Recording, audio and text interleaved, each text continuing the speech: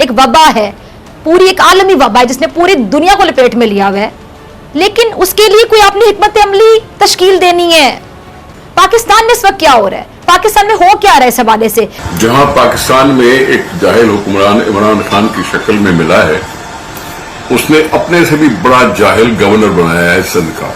اگر آپ نے ابھی تک ہمارا چینل سبسکرائب نہیں کیا تو ابھی سبسکرائب کریں اور بیل آئیکن کو کلک کر کے ہماری لیٹسٹ ویڈیوز کے بارے میں اپڈیٹ جانیں.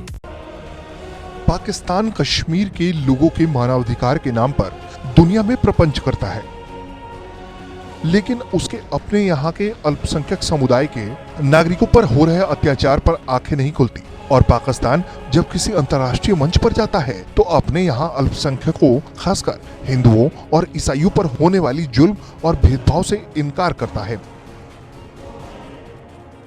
لیکن آتنک پرست پاکستانی سرکار کے ان سبھی جھوٹوں پر سے پاکستان کے ہی ایک سنستھا نے پردہ اٹھا دیا ہے. پاکستان کی مانواधिकार آیوگ کی رپورٹ نے یہ صاف صاف کہا ہے کہ سال 2019 مانواधिकार کے معاملے میں کافی چنتا جنک رہا ہے اور الپسنکھیکوں یعنی ہندو, عیسائی اور سکھ سمودائے پر ظلم بھی بڑھے ہیں. پاکستان کے مانواधिकार آیوگ کی سالانہ رپورٹ کی مانے تو کورونا مہاماری کے کارن کمزوروں اور خاص کر دھارمک الپسنکھیکوں کی استھتی اور خراب ہوگی. دھارمک الپسنکھیک خاص کر ہندو اور عیسائی اپنی دھارمک سوتنترتا یا مانیتا کا لابھ پوری طرح اٹھانے میں سکشم نہیں ہے. تو دیکھا آپ نے پاکستان میں کس طرح سے وہاں کے الپسنکھیک سمدایوں, ہندوؤں, سکھوں اور عیسائیوں کے ساتھ بھید بھاؤ کیا جا رہا ہے. انہیں دوسرے درجے کا ناگرک بھی نہیں مانا جا رہا اور ان سے ان کے جینے کے ادھیکاروں کو چھینا جا رہا ہے. تو وہیں دوسری اور پاکستانی میڈیا آئے دن بھارت پر کشمیر کے نام پر مسلمانوں کے اتپیڑن کا آروپ لگاتا رہتا ہے. پاکستانی میڈیا اور پاکستانی سرکار ایک بار بھی اپنے گریبان میں جھانک کر نہیں دیکھتی کہ وہ اپنے ناگرکوں کے ساتھ کیسا ویوہار کرتا ہے. اور خاص طور پر فضا خان, پاکستانی میڈیا میں فضا خان ایک ایسی پترکار ہے جو آئے دن بھارت پر کچھ نہ کچھ اول جلول اپنے بیان دیتی رہتی ہے. آج فضا خان آپ کو پاکستان کی اصلیت بتائیں گی, کیسے رو رو کر بتائیں گی کہ پاکستان کس طرح سے کنگال اور بدحال ہے. تو دیکھیے فضا خان میں ہو کیا رہا ہے اس حوالے سے. آج بھی لوگوں کو علاج جیسی جو بنیادی سہولت ہے اور ضرورت ہے اس کا حق تک میسر نہیں ہے, حالانکہ حق ہے ان لوگوں کا, میسر بھی ہونا چاہیے. ہمارے معاشرے میں آج بھی کئی بچے بھوک سے, پیاس سے, غربت سے مر جاتے ہیں, غذائی قلت سے مر جاتے ہیں. اور غذائی قلت ہمارے ہاں ایک بیماری سے کم نہیں, آپ لوگ اگری کریں گے, پراپر ایک بیماری ہے ہمارے ہاں غذائی قلت. عام دنوں میں یہاں لوگ فاقوں سے تنگ آ کر خودکشی کر رہے ہوتے ہیں. سوچئے جب کوئی خودکشی کرنے پہ چلا جائے, فاقوں سے مجبور ہو کے, ماؤں نے خودکشیاں کی اپنے بچوں کو مار کے, ایسی چیزیں آن ریکارڈ ہیں, تو سوچئے کیا حالت ہوگی اس ماں کی. اور 60,000 سے زائد افراد جان کی بازی ہار چکے ہیں. اسپین میں اگر میں بات کروں تو یہ تعداد 2 لاکھ سے تجاوز کر چکی ہے, جبکہ مرنے والوں کی تعداد 24,000 سے زائد ہو چکی ہے.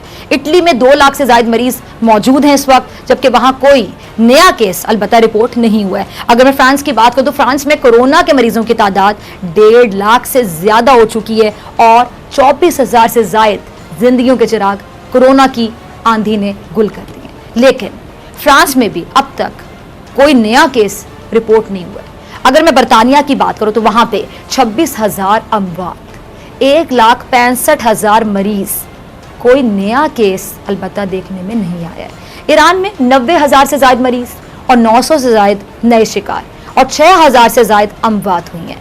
ایران ہمارا پڑوسی ملک ہے اور باوجود اس کے کہ ایران کے معاشی حالات بہت خراب ہیں, اسے سخت ترین پابندیوں کا سامنا بھی ہے. ایران میں کورونا کا خطرہ بھی موجود ہے, لیکن ایرانی حکومت نے اپنے ملک میں کاروباری سرگرمیوں کا آغاز کرنے کی منظوری بھی دے دی ہے. اب ایسے مقامات جہاں بڑے پیمانے پر کورونا پھیلنے کا خدشہ ہو, جیسے کہ اسکول, شادی ہال وغیرہ وغیرہ, یہ غیر معینہ مدت تک کے لیے بند رہیں گے. اس کے علاوہ جو دیگر چھوٹے کاروبار کھولنے کی انہوں نے اجازت دے دی ہے. اگر میں مصر کی بات کروں تو مصر میں بھی بڑے اجتماعات ممنوع ہیں, مگر کیونکہ مصر کی حکومت کو خطرہ ہے کہ کورونا کو روکنے کے ڈر سے بھوک سے لوگ نہ مرنے لگ جائیں, مصر کی حکومت نے بھی محدود پیمانے پر کاروبار کھولنے کی اجازت دے دی ہے. اب سوال کیا ہے؟ سوال یہ ہے ناظرین کہ جب ان دونوں ممالک کو معلوم ہے کہ کورونا کا خطرہ موجود ہے, लेकिन इसके बावजूद वो क्यों लॉकडाउन में नरमी की तरफ जा रहे हैं? वजह एक है, वो है मजदूर। अब जरा गौर से सुनिएगा, मजदूर वो तबका है जो इस मुल्क का सबसे गरीब तबका है। हमारे मुल्क में भी ये तबका मौजूद है जिसे कोरोना की वजह से सबसे ज्यादा मुश्किलात का सामना करना पड़ा। हमारे मुल्क में ये दिहाड़ीदार तबका हर आफत, हर मुसीबत और हर बीमारी में सबसे ज्यादा मुतासिर होता है। आप मेरी बात से अग्री करेंगे। और बदकिस्मती कह लें, यकीनन बदकिस्मती ये है कि इस तबके का कोई वरसाने हाल नहीं है।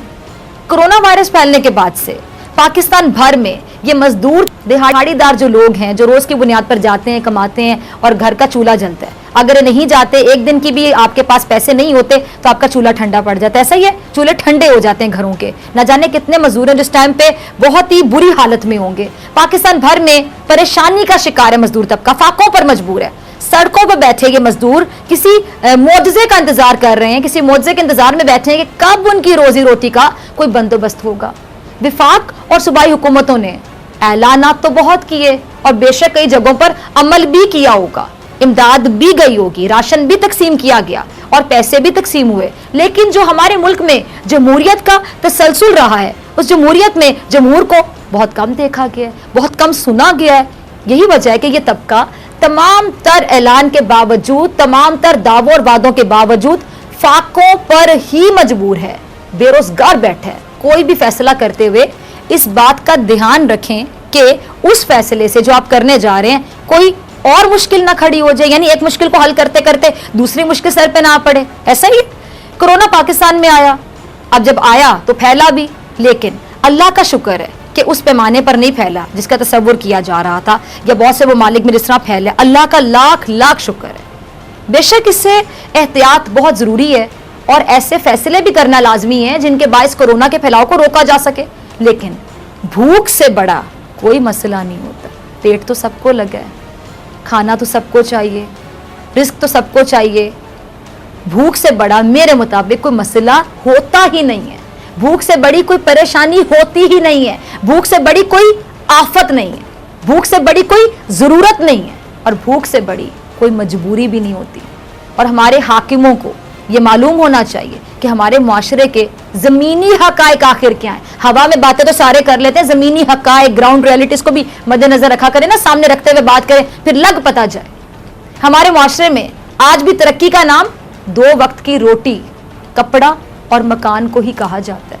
हमारे मुआशरे में आज भी लोग मजदूरी करते हैं 3 वक्त का खाना खाने के लिए। खाना ही पूरा हो जाए तो बड़ी बात है। हमारे मुआशरे में आज भी लोगों को इलाज जैसी जो बुनियादी सहूलत है और ज़रूरत है उसका हक तक मुयस्सर नहीं है। 2 गज ज़मीन के लिए भाई दूसरे का कत्ल कर देता है, कुत्ता काटे तो दवा नहीं मिलती, साफ पीने का पानी शायद जन्नत में ही दस्तयाब होगा। बेरोजगारी में पहले ही काफ़ी चुका है और इन हालात में कोरोना वायरस हमारे घर के दरवाजे पर दस्तक देता है। अगर इस वायरस से बचाव के लिए सख्त तरीन लॉकडाउन कर भी दिया जाता तो क्या दीगर जो मसाइल हैं, दीगर जो वबाएं हैं, दीगर जो बीमारियां हैं, दीगर जो मुश्किलात हैं, उनकी वजह से जो हालात पैदा होंगे क्या वो काबू किए जा सकेंगे? बिल्कुल भी नहीं, इम्पॉसिबल हो ही नहीं सकता। कैसे करेंगे काबू, बताएं जरा। इस कोरोना वायरस ने ना सिर्फ लोगों को बीमार किया बल्कि उनको बेरोजगार किया और बड़े पैमाने पर बेरोजगार किया, बड़े पैमाने पर फाकों पर मजबूर किया और हालात अब यहां तक आ गए। ये जरा देखिए, देखा आपने मुल्क के तमाम शहरों में, तमाम सूबों में जो इंसान जरा सी भी इंसानियत रखता होगा ना, यकीन जानिए आप दीद हो गया होगा देखने के बाद। ऐसा ही है, मतलब हम शुक्र है इन हालात में नहीं है, लेकिन इंसान होने के नाते हम इनकी तकलीफ को एटलीस्ट समझ तो सकते हैं। अगर हम समझ भी नहीं सकते तो यकीन जानिए आज से आप लोग बाकायदा ये सोच लें कि आप इंसान नहीं है। मुल्क के तमाम शहरों में, सूबों में इस मजदूर तबके के हालात यही है जो आपको दिखाए हैं मैंने, यही है जो मेरी टीम ने चला के आपको दिखाए हैं। ज्यादा मुख्तलिफ नहीं है, शायद इससे भी ज्यादा तकलीफ दे होंगे। वो अगर मैं दिखाती आपको तो फिर सोचिए कि क्या हालत होती देखने वालों की। लॉकडाउन जिससे जो तबका सबसे ज्यादा मुतासिर हुआ है वो यकीनन यही तबका है, ये बेचारे दिहाड़ीदार मजदूर। ये कहाँ जाएं? मजदूर तबका कहाँ जाए? होना तो ये चाहिए था ना कि विफाक और सूबाई हुकूमतें मिल बैठकर इस तबके के माशी तहफ़्फ़ुज़ के लिए कुछ करती, लेकिन यहाँ पे एक दूसरे पर इल्जाम तराशने से किसी को फुर्सत हो तो कोई कुछ करे पाता। तबके और आज भी जब हर मुल्क अपने वसाइल को देखते हुए कोरोना जैसे खतरे से निपटने के लिए अपने अवाम को रिलीफ देने के लिए अपने लोगों को बचाने के लिए इकदाम तो करने हैं, जाहिर बात है एहतियात भी करनी है। अब क्या किया जा सकता है, एक वबा है, पूरी एक आलमी वबा है जिसने पूरी दुनिया को लपेट में लिया हुआ है, लेकिन उसके लिए कोई अपनी हिकमत अमली तश्कील देनी है। पाकिस्तान में इस वक्त क्या हो रहा है, पाकिस्तान में हो क्या रहा है इस हवाले से? जहां पाकिस्तान में एक जाहिल हुक्मरान इमरान खान की शक्ल में मिला है, उसने अपने से भी बड़ा जाहिल गवर्नर बनाया है सिंध का, जिसने आज सिंध में रहते हुए सिंधियों की बेइज्जती करते हुए उनसे कहा है कि वो अनपढ़ जाहिल है, इस वजह से वो मुझसे मिले और मुझे कोरोना लगा। मैं डिमांड ये करता हूं कि ये तसुबी गवर्नर माफी मांगे सिंधियों से। सिंध का खाता है, सिंध में पलता है और सिंधियों के बारे में ये बात कर रहा है, इससे कोई गिरी हुई बात हो नहीं सकती। निसार खोड़ो साहब की गुफ्तगू आपने भी सुनी। निसार खोड़ो साहब ने जिन क्या बोलूं कौन ख्यालात, कीमती ख्यालात ही कह देती हूँ इन साहब के कीमती ख्यालात का इजहार अपने मुल्क के वजीर आजम और सिंध के गवर्नर इमरान इस्माइल साहब के बारे में किया। उसकी वजह बना था एक बयान जो इमरान इस्माइल साहब ने दिया था। उन्होंने कहा था कि जी अंदरून सिंध को इतना एजुकेट नहीं किया गया, इसीलिए वो लोग मेरे करीब आए और मुझे कोरोना लग गया।